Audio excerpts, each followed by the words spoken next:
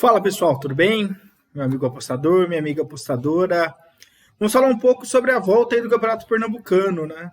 Eu demorei um pouco para fazer isso daí, até pelas informações, era muita coisa assim para processar, eu tinha outras coisas para fazer e até as linhas abriram muito esmagadas aí para essa última rodada do Campeonato Pernambucano. Então só vamos relembrar aqui o regulamento do campeonato.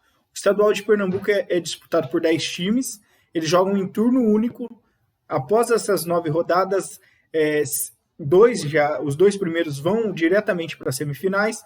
Entre o terceiro e o sexto disputam um tipo de umas quartas de final, e os 4 últimos vão para um grupo do rebaixamento, que em um turno único, em 3 jogos, vão definir os 2 rebaixados, enquanto 2 equipes permanecem na primeira divisão. Mudou um pouco, né? No ano passado eram 8 que iriam, né? Nos últimos anos eram os 8, os 2 últimos já caíam.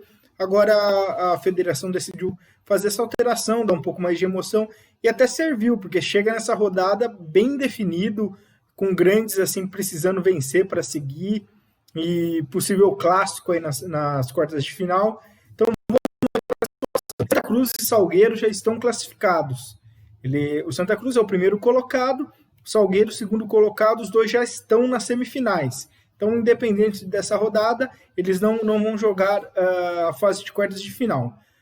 A briga contra o descenso, Decisão e o Vitória das Tabocas, a Vitória de Santo Antão, já estão também no playoff de descenso. Os 3 vão disputar o grupo do descenso. Petrolina tem uma situação quase definida, né? Ele ainda pode se classificar, mas aí precisaria de vários resultados acontecer. Ele precisaria que Central e Afogados perdessem, ele precisa vencer e ainda tirasse a diferença de 4 gols de saldo pro Afogados, no caso aqui. Então, teria que ser uma grande assim combinação de resultados, o que poderia ser diferente aí, que é bem difícil aí acontecer. São 5 times disputando 4 vagas. O Retrô, que é uma das sensações, está com 12 pontos, Náutico com 12 pontos, os 2 jogam apenas por uma vitória para seguir. O Sport também precisa apenas de uma vitória, o Afogados também precisa de uma vitória, e o Central, né? O Central, ele tem aqui nós podemos ter também que o Central passe o Afogados, né? Na verdade, aqui entre Central e Afogados, a diferença está no número de gols marcados. Os 2 estão com um saldo de -1, e o Afogados marcou 12 gols e o Central marcou só 5. Então, aqui teria uma diferença do saldo. Então, vai ser importante ver esse último jogo. Vamos para as partidas aqui da última rodada. Todas estão valendo alguma coisa, né? Todas estão valendo, então nós teremos várias decisões. Afogados e Vitória das Tabocas. Aqui, o Vitória ele enfrentou muitas dificuldades para voltar aos treinos. O time vem na última colocação, está precisando, já vem com pensamento de disputar assim, o quadrangular decisivo assim, contra o rebaixamento. Trocou o treinador, saiu o Fernando Lins, passou por uma cirurgia e entrou o Sérgio China. Ele vai tentar aí ter uma missão, elenco reformulado. A equipe não venceu nenhuma partida até aqui e vai visitar o Afogados. O Afogados talvez é uma das grandes sensações da temporada em Pernambuco, nacionalmente falando, porque eliminou o Atlético Mineiro nos pênaltis. Então o jogo causou a demissão do Damel, né, dentro daquele contexto todo que estava acontecendo no Atlético, e a chegada do Sampaoli logo depois. Ele eliminou o Atlético Mineiro na decisão por pênaltis. Destaque lá para o goleiro Aleph, né, o goleiro de boné, que jogava de boné à noite, e do meia Candinho. Os 2 seguem no time, o único que saiu foi o Diego Ceará. A Coruja ele vai disputar a Série D do Brasileirão, então manteve o time, trouxe alguns reforços e vem forte aí. Para essa classificação, o Afogados sabe que precisa de gols. Ele vai ficar de olho ali no jogo do Central e precisa de gols para melhorar o seu saldo e ficar mais tranquilo. Então ele não depende só da vitória, ele precisa vencer e ter um saldo melhor que o Central, no mínimo fazer o mesmo, uma vitória pela mesma diferença do Central, caso o Central vença. Se o Central perder a partida, o Afogados precisa apenas de um empate para seguir. E é a mesma coisa se o Central empatar, Afogados também passa com empate. Decisão e Central. O Central é um time forte, time de Caruaru, bem conhecido, costuma chegar nas fases finais, e esse ano enfrentou um pouco de dificuldade, mas também está na Série D e decidiu reformular o elenco. Ele é treinado pelo Silvio Criciúma, ex-zagueiro, bem conhecido, sim, é um treinador com bons trabalhos em outras equipes aí, de tamanho médio, e tem um elenco bom, né? A Patativa perdeu o Danilinho, que era ex-Atlético Mineiro, que era o mais experiente, mas trouxe um elenco interessante até para a sequência da Série D.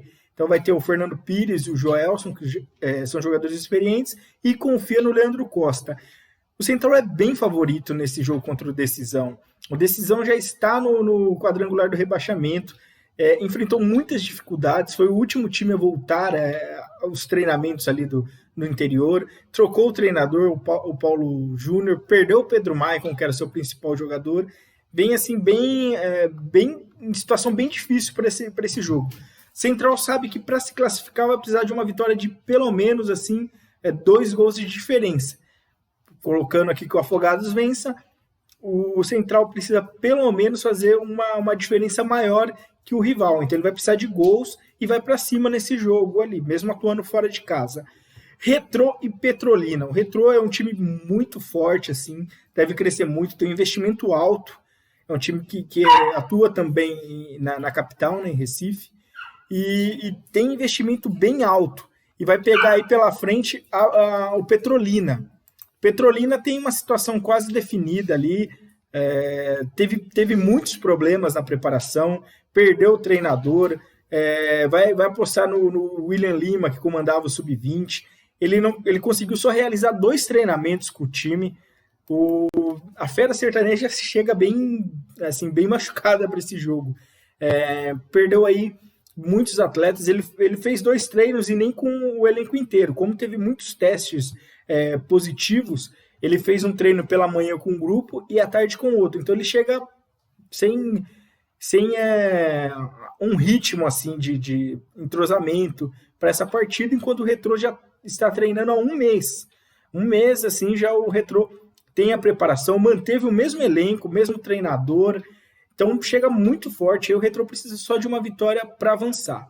Salgueiro e Náutico. Salgueiro já avançou, já está classificado, não consegue mais a liderança, e o Náutico precisa vencer para seguir. E aqui o que o Salgueiro é um bom time do sertão de Pernambuco, mas ele ganhou assim problemas. O Daniel Neri decidiu poupar 6 jogadores ao todo, sendo 5 titulares. E por quê? Não é de ritmo de jogo, é claro, é questão de cartões. Ele tem 6 jogadores pendurados. Caso tomem cartões, ele vai perder os jogadores para as semifinais. Então ele decidiu poupar parte desses jogadores, deixar os 6 fora desse jogo e ganhar ritmo com o restante do elenco. A grande contratação aí do Salgueiro para o campeonato, também para a Série D, é o Ciel. O Ciel estava indo muito bem no Guarani de Sobral, no Campeonato Cearense, fazendo muitos gols. É um jogador bem conhecido em Pernambuco, é um jogador experiente, então ele é uma grande contratação aí para o Carcará. Acredito, assim, nesse jogo, o favoritismo do Náutico. Só que o Náutico também tem problemas. O Náutico tem uma decisão no meio de semana pela Copa do Nordeste contra o Bahia, precisa pontuar contra o Bahia ou torcer por outros resultados para avançar para as quartas de final da Copa do Nordeste. Então ele vai enfrentar o Bahia em Salvador, mesmo que sem torcida, ele vai enfrentar o Bahia em Salvador e precisando vencer para garantir a classificação sem depender de outros resultados. Então, o estadual é mais fácil assim a situação para o Náutico, basta ele vencer para avançar para as quartas de final e tentar novamente o título. O Náutico tem crescido nesses últimos anos, tem apresentado boas campanhas e também é o atual campeão da Série C. O Náutico vai disputar a Série B. Destaque para a volta do Thiago. O Thiago foi negociado com o Flamengo, a principal transação da história do Timbu. voltou emprestado, já que o Flamengo não vai ter um calendário tão grande assim na parte de aspirantes, então ele volta para ter ritmo na Série B com o Náutico. Jorge Henrique vai ficar no banco nesse jogo, o Chiesa vai pro jogo junto com o Eric, então vai com o trio Thiago, Eric e Chiesa. Então esse vai ser o trio.